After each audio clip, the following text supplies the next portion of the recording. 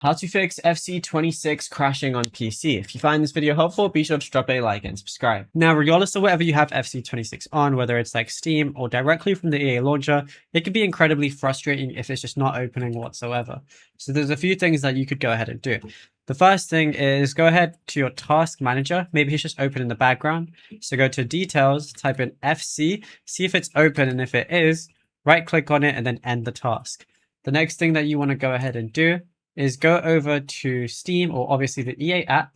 And then if you're on the EA app, what you want to do is go over to your library, click the three dots where FC26 is, and then go ahead and click on repair. Now, if you got it through Steam, all you're going to do is right click on it, go over to properties like so, then go to install files, and then you're going to see verify integrity of game files.